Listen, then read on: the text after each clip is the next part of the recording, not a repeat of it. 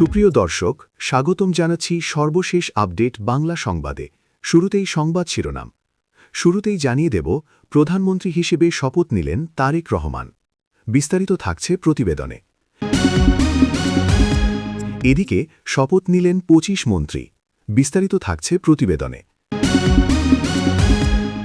আরও জানিয়ে দেব, বিরোধী দলীয় নেতা শফিকুর রহমান, উপনেতা তাহের, চিফ হুইপ নাহিদ। বিস্তারিত থাকছে প্রতিবেদনে। আরও জানিয়ে দেব, শত্রু থেকে বন্ধু, খুলছে আওয়ামী লীগের অফিসের তালা, তারিকের হাতেই হাসিনার ভবিষ্যৎ। বিস্তারিত থাকছে প্রতিবেদনে। এবং সর্বশেষ জানিয়ে দেব, গোপনে দেশ ছাড়ছেন ইউনূস ঘনিষ্ঠরা, পালানোর পথ খুঁজছেন ইউনূস। বিস্তারিত থাকছে প্রতিবেদনে। এতক্ষণ শুনছিলেন সংবাদ শিরোনাম, এবারে বিস্তারিত। তার আগে ভিডিওটি ভালো লাগলে এবং সর্বশেষ আপডেট পেতে চ্যানেলটি সাবস্ক্রাইব করুন। ধন্যবাদ।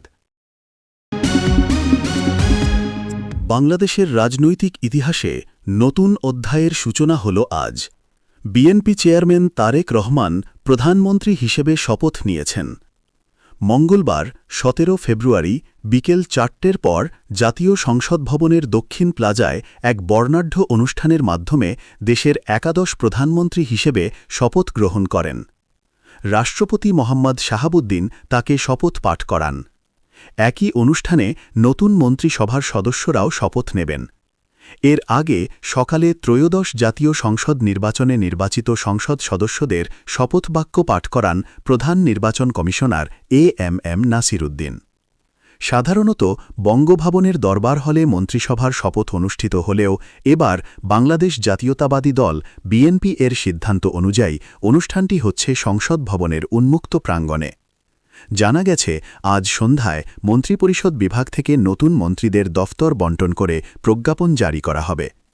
প্রসঙ্গত, গত ১২ই ফেব্রুয়ারির নির্বাচনে তারেক রহমানের নেতৃত্বে বিএনপি জোট ২১২টি আসনে জয় পেয়ে নিরঙ্কুশ সংখ্যাগরিষ্ঠতা অর্জন করে।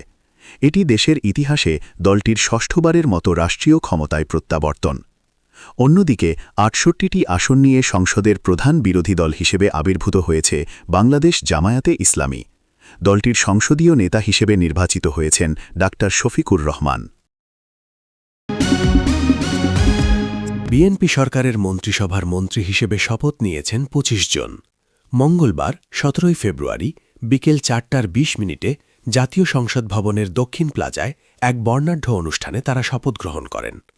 রাষ্ট্রপতি মোহাম্মদ শাহাবুদ্দিন শপথ পাঠ করান। ত্রয়োদশ জাতীয় সংসদে বিরোধী দলীয় নেতা হচ্ছেন বাংলাদেশ জামায়াতে ইসলামীর আমির ডাক্তার শফিকুর রহমান। বিরোধী দলীয় উপনেতা হচ্ছেন কুমিল্লা ১১-১৪ আসনের নবনির্বাচিত সংসদ সদস্য ও জামায়াতে নায়েবে আমির ডাক্তার সৈয়দ আবদুল্লাহ মোহাম্মদ তাহের। বিরোধী দলীয় চিফ হুইপ হচ্ছেন জাতীয় নাগরিক পার্টির এনসিপি আহ্বায়ক নাহিদ ইসলাম। সংসদ সদস্যদের শপথ শেষে মঙ্গলবার ১৭ ফেব্রুয়ারি সংসদীয় দলের সভায় এমন সিদ্ধান্ত হয়েছে বলে জানা গেছে। বৈঠকে অংশ নেওয়া গাইবান্ধা জেলার জামায়াতের আমির ও গাইবান্ধা ২ আসনের সংসদ সদস্য মোহাম্মদ আব্দুল করিম বিষয়টি নিশ্চিত করেছেন। রাজনৈতিক অভিজ্ঞতা তারেকের তেমন নেই, তবে রক্তে মিশে রয়েছে রাজনীতি। বাবা মা দুইজনেই রাজনীতি করতেন। সেই সূত্রে দম্পতির পুত্রের রক্তের মধ্যে মিশে রয়েছে রাজনীতি। তাই সামান্য হলেও তারেক জিয়া বুঝতে পেরেছেন যে ২৪ জুলাইয়ের আন্দোলনের উদ্দেশ্য শুধুমাত্র হাসিনাকে ক্ষমতা থেকে সরিয়ে দেওয়ার জন্য সংগঠিত হয়নি। জুলাই আন্দোলনের মূল লক্ষ্য বাংলাদেশের জাতীয় রাজনীতিতে আদর্শগত একটি পরিবর্তন আনা। তারেক রহমান বুঝতে পারছেন যে হাওয়া ঘুরতে শুরু করেছে। নির্বাচনের দিন থেকেই বিভিন্ন জেলা শহরে আওয়ামী লীগ অফিসের তালা খোলা শুরু হয়েছে। ইউনূস সরকার দলটিকে নিষিদ্ধ ঘোষণা করে। দলের রাজনৈতিক কার্যক্রমের ওপর জারি করে নিষেধাজ্ঞা। প্রায় ১.৫ বছর বাদে আওয়ামী লীগের কর্মীরা দেশের বিভিন্ন প্রান্তে বন্ধ থাকা তাদের দলীয় কার্যালয় তালা খুলতে শুরু করেছেন। লক্ষ্য করার মতো বিষয় হল, বিএনপির তরফে কিন্তু তাদের কোনো রকম বাধা দেওয়া হচ্ছে না। শূন্যের ভিতরে ঢেউ কবিতার এক জায়গায় লিখেছেন, তার চেয়ে আর কোনো দীর্ঘতর যবনিকা নেই, কেননা পরন্ত ফুল, চিতার রূপালি ছাই, ধাবমান শেষ ট্র্যাম, সকলেই চেয়েছে আশ্রয়। পাদ্দাপারে শুরু হয়েছে নতুন আশ্রয় খোঁজার ঠিকানা। নতুন আশ্রয়ের সন্ধানে ব্যস্ত ইউনুস এবং তার উপদেষ্টারা। অবৈধ সরকারকে যে এত তাড়াতাড়ি যেতে হবে সেটা কল্পনা করতে পারেননি নোবেলম্যান। তার এবং তার সভাসদদের মনে অদ্ভুত একটা ধারণার জন্ম হয়েছিল। তারা চিরকালের জন্য থেকে যাবেন, নিশ্চিন্তে চালিয়ে যাবেন রাজ্যপাট। কিন্তু বাংলাদেশের মানুষ তাদের প্রত্যাখ্যান করেছে। দেশের ত্রয়োদশ জাতীয় সংসদ নির্বাচনের ফলাফল তার বড় প্রমাণ। তাদের মনে আরও একটা বিশ্বাসের জন্ম হয়েছিল। সেই বিশ্বাস হল জামায়াত ক্ষমতায় আসতে চলেছে।